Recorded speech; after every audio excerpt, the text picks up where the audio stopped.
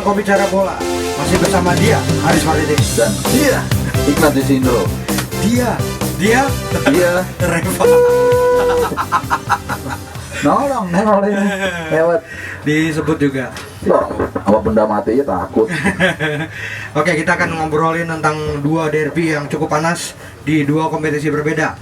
Yang pertama, Derby London. Derby North London. North London Derby. Ini cukup panas ya, antara Arsenal melawan Tottenham Hotspur. Apa? Tottenham Hotspur. Oh, itu namanya. Nah, di situ ada cash coin dulu di situ. Dan dia bilang, tahu nggak kenapa dia bilang apa? Kenapa? Satu-satunya alasan saya tanda tangan kontrak sama Spurs waktu saya lagi mabuk katanya. Kasihan ya. Ini udah berpihak nih. Emang bener faktanya kan? Oke, yang kedua derby di Liga Italia, Serie A Italia. Serie A Italia. Derby apa namanya? Derby ibu kota atau Derby della Capitale. Della Capitale. Mamma mia, quando sia? Quando Gioca partire, culo. Lamberete, partevere. Gioca culo. Si Buat quando? apa-apa. Si, buat apa-apa. Injak kayak kudo bulan rosso. Oke, yang pertama kita ke ibu kota Ibu kota Inggris. Inggris dulu dong. Ya kan? Ini antara Arsenal Melawan Tottenham Hotspur. kan begitu ngomongnya. Nah, Tottenham. Tadut. Ribet ah. Tottenham. Kalau sama ada tuh, ada suatu tempat ini. Aston Villa. Bukan villa. Villa kali. Nah ya, gimana nih kans dari Derby North London ini? Ini Kalau- Arsenal tentunya lagi bagus-bagus nih Kalau katanya. kalau lu tanya kasih udah pasti Arsenal udah. Jawabnya nggak Mainnya panjang. di Dia ini Red Stadium. Udah jawab itu doang kalau kan. tapi Spurs lagi nggak bisa dianggap remeh juga tentunya. Nggak ada. Hah? Nggak ada yang anggap remeh. Iya, tapi kan Cuman dia emang lagi- lebih bagus Arsenal. Emang bener. Lihat di klasemen. Kalau ngomongin Liverpool lagi nih. 10 tahun terakhir, saya ingat gua 10 tahun terakhir bahkan mungkin lebih itu nggak pernah Spurs di atas Arsenal. Terus gua mesti bilang sebaliknya. Ntar gua Lu salah teman-teman gue. terus gue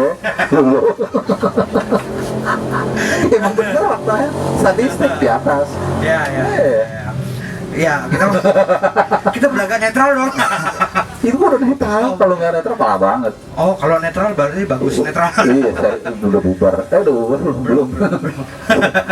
Ya, Arsenal juga lagi bagus, Spurs juga lagi bagus ya. DJ Ayus. Dua-duanya lagi bagus. Betul. Siapa yang menjadi di Arsenal pemain kunci, di Spurs pemain kunci? Spurs dulu deh. Nih, memang yang lu bilang bener bro. Spurs ini juga lagi bagus. Kalau gua melihat lebih bagus itu dalam arti dia lebih seimbang permainannya. Kenapa lebih seimbang? Salah satu terobosan yang diterapkan oleh Mauricio Pochettino adalah dia mendapatkan gelandang penyeimbang yang sangat tangguh dan visi bermainnya makin lama makin baik sebagai gelandang bertahan. Eric Dyer. 2 tahun lalu sebenarnya dia bek kanan yang luar biasa, bagus lah, muncul pertama kali awal-awal ya. Dua pertandingan pertama gue ingat clean sheet dan dia cetak 1 gol. Nah terus tapi mulai akhir musim agak turun sempat cedera segala macem. Awal musim ini dia ditransformasi jadi gelandang bertahan atau MC, defensive midfielder, lebih karena defensive midfielder sebenarnya. Dan sejak itu mereka tampil jauh lebih baik. Dan mereka bisa mengalahkan City. Kemarin mereka juga mengalahkan Aston Villa dengan skor yang meyakinkan 3-1. Intinya mereka jauh lebih baik. Ya memang kalau untuk pertahanan mereka masih sering kebobolan, tapi mereka bisa mencetak lebih banyak gol juga. Ini yang lebih penting. Lawan City juga demikian. Ini dari Spurs satu. Terus kedua si Kane, Harry Kane juga udah mulai kembali mencetak gol di pertandingan sebelumnya atau sebelumnya lagi hat-trick, lalu kemarin dia mencetak gol terakhir juga penutup 1 gol, artinya trennya udah mulai kelihatan. Jadi bukan hanya 1 kali hat-trick terus berhenti, ini satu yang positif ya, walaupun gelandang-gelandang Spurs juga sudah mulai bisa mengisi kekosongan tersebut sebenarnya, tapi dengan adanya Kane sehingga opsinya ataupun pilihannya menjadi lebih banyak. Terus yang terakhir juga peran Danny Rose di kiri. Kemarin dia ngasih assist di pertandingan lawan Aston Villa, dan ini pemain yang kemarin kalau menurut gue dia paling man of the match ya, gue nonton kebetulan. Jadi berapa kali dia menang duel one on one, dia memberikan satu assist ke golnya siapa itu, Dembele Pak Ali itu yang pertama. Nah itu yang membuat menurut gue memang benar Arsenal harus hati-hati. Nah kalau dari Arsenal sendiri Peter Cech udah pasti, ya itu satu pembelian pemain yang sangat positif. Dia memberikan kepercayaan diri yang sangat tinggi, walaupun sebenarnya back four-nya Arsenal ini 75% menurut gua cukup kokoh. Marcus Rashford nih, Hector Bellerin. Nah kiri ini yang agak sedikit mungkin nggak terlalu maksimal lah kalau menurut gua.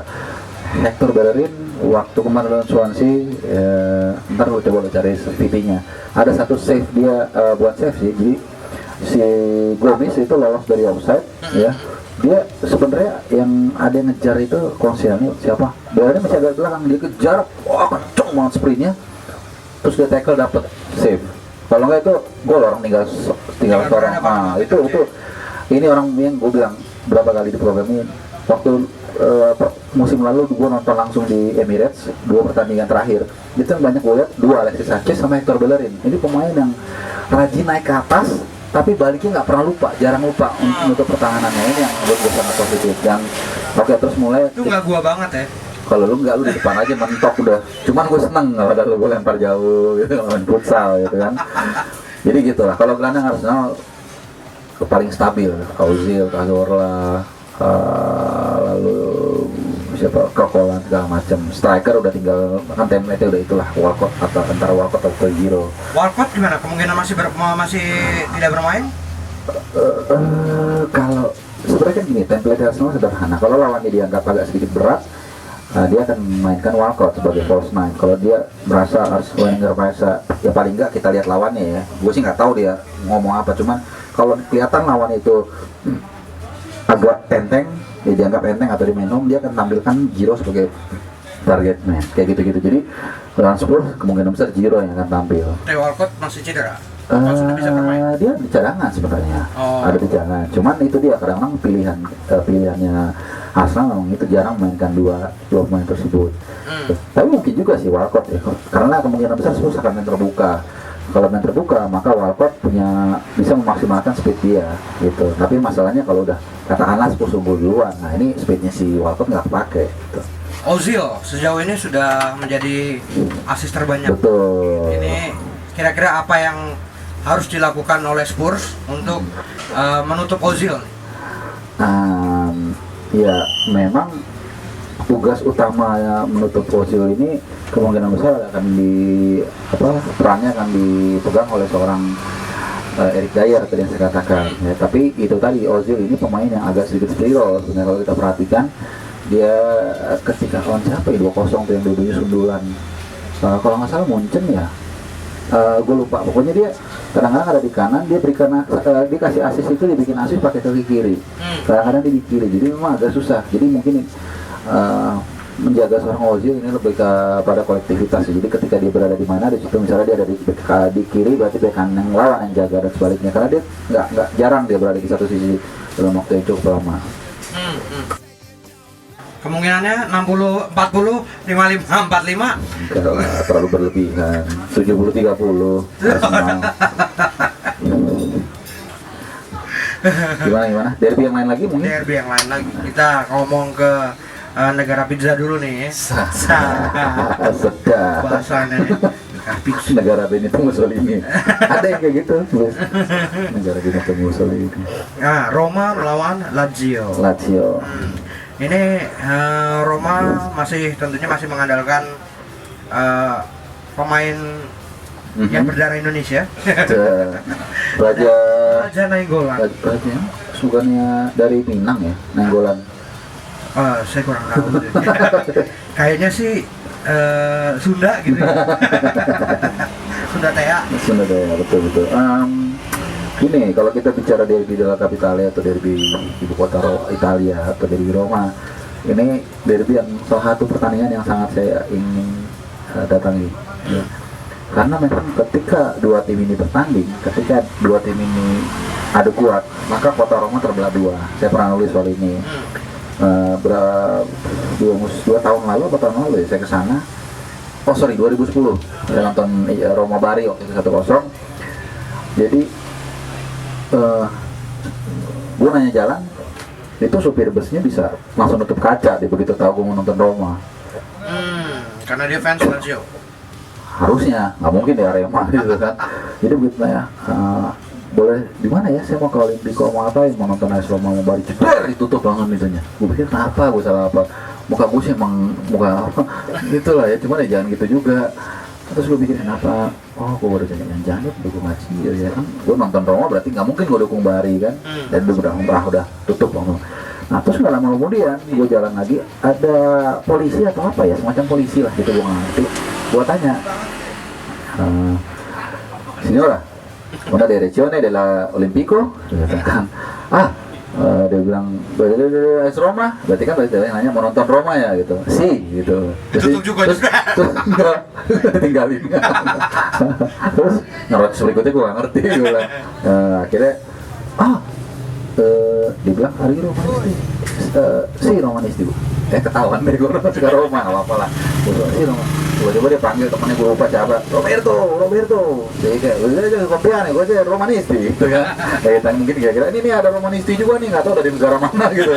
Mungkin dari ujung kulon gitu kan. Tapi nggak apa-apa Romanisti. Yang datang itu langsung senang ceria. Langsung gue lupa gue dari Indonesia, pokoknya dia intinya kayak nanya, lu mau nonton Roma, suka Roma, lu dari mana Indonesia, wah seneng deh, tapi ini gini dia Romanisti. Nah itulah yang gue mengalami langsung bagaimana kota ini terbelah ketika memang dua tim ini main. Nah teman gue juga ada tuh, Bung Besar, dia juga pernah ke sana. Begitu dia tahu dia mau nonton Lazio apa Roma, supirnya sebaliknya dikebutin, kencengin. Padahal orangnya gede, cuman, woi kenapa nih, dikebutin sampai wah ini udah mau mati. Jadi memang segitu fanatiknya. Gitu, dua tim itu ketika bertanding, dan kadang-kadang buat mereka ya nggak apa-apa mereka kalah sama tim lain, gak juara, yang penting di tim kalah sama gua. Oke. Peran Raja tadi? Raja ini sebenarnya dia seperti singa. Jadi Raja singa. Nggak, jadi gini, kalau Raja Nenggolan ini dia pemain yang nggak kelihatan sebenarnya, kayak Sergio Busquets ya. Dia penting perannya, cuman tidak menonjol, tidak eksplosif. Dia perannya menjaga keseimbangan. Tukang tackle juga, tukang tajak ya, pas lah ya. Marganya ya, ada marganya kan, tukang tajak. Jadi, terus tapi sebenarnya yang paling menarik ini penting di sekarang kita lihat adalah peran Miralem Pjanic ya. Ketika nggak ada Totti, dialah yang bisa mengisi kekosongan peran Il Capitano. Jadi kalau menurut gua ya, setelah ada Rossi, kalau Pjanic masih ada di sini, Pjanic yang akan the next future Capitano Milan ya. Leadershipnya ada, tenang bebasnya oke, visi bermainnya ada. Selalu gua bandingkan Pjanic ini dulu ada namanya, mungkin lo tahu, free kick takernya Roma, Marcus Assunção. Wah itu tendangan bebas. Tapi agak unik kalau Assunção itu, kalau gua kayak palanya tuh agak kayak pau bulat. Tendangannya juga kayak gitu, beneran. Gua gitu, pokoknya keren lu, ntar lu lihat, lu masukin deh. Bondisal. Tapi ntar lu cari deh videonya Marcus Assunção, itu bagus banget. Pjanic lebih salon, lebih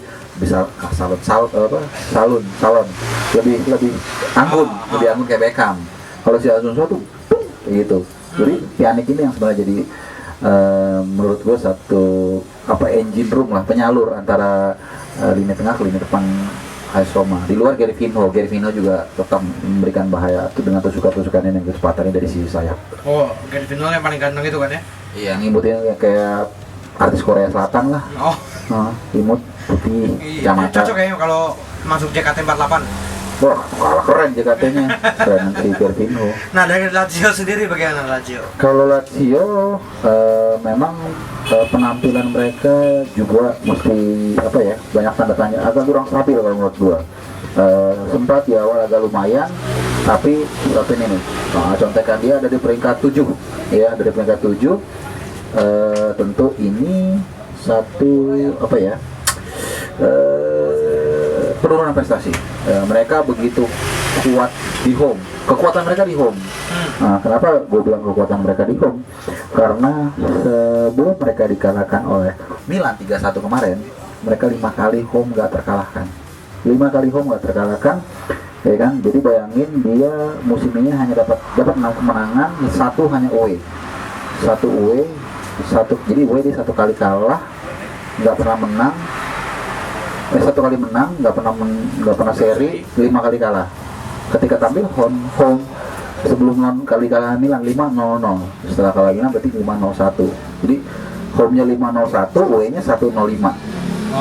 Benar nggak ya?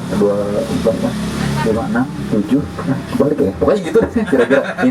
Intinya Lazio kalau tampil home menggila, tapi kalau away parah banget. Jadi strategi ini menunjukkan bahwa mereka punya masalah ketika tampil tandang. Tapi kan walaupun ini Lazio away ya, tapi kan ini di kota yang sama, derby, nggak bisa di ya betul, memang betul. Artinya pendukung mereka juga cukup banyak yang hadir di situ. Tapi nuansa tetap lebih banyak Roma pasti. Nuansa ini, atmosfernya yang tentu mempengaruhi juga. Artinya memang tetap Roma sebagai tuan rumah, tetap mereka lebih banyak, mereka lebih atmosfer.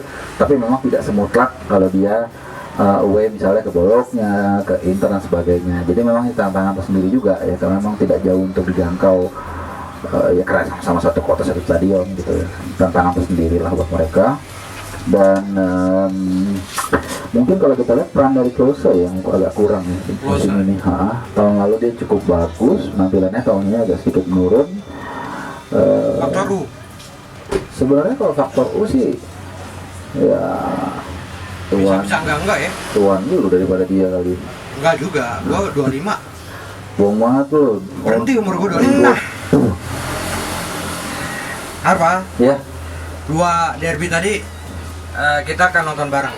betul, nonton bareng. Nonton bareng boladoang.com. Derby dan Utara, ini juga derby Buata Roma. Dan juga jangan lupa ada Crystal Palace lawan Liverpool di waktu yang sama dengan derby North London. North London derby. Bukan derby Peter North. Jadul abis. Kok tahu banget sih, Bro? Iya, kita akan adain nobar. Jadi kalau untuk komunitas yang mau nobar di sini, silakan untuk datang ke Kopi Plus Corner. Jalan Benda nomor 14E, tandanya di depannya ada di seberang ATM BCA ada VW warna kuning. VW kombi warna kuning. Betul. Atau kalau ada yang mau ditanyakan, hubungi di 0815 1076 1076. 1076. Biar gampang aja nomor gua. Betul. Ada di sini ntar. Ada di sini. Terus kritik saran, Twitter kita juga di sini. Oke. Kita pamit dulu. Siap. Saya Ignatius Indro. Saya Haris Pardede. Salam mau bicara bola. Semua bicara bola di sini. Ya.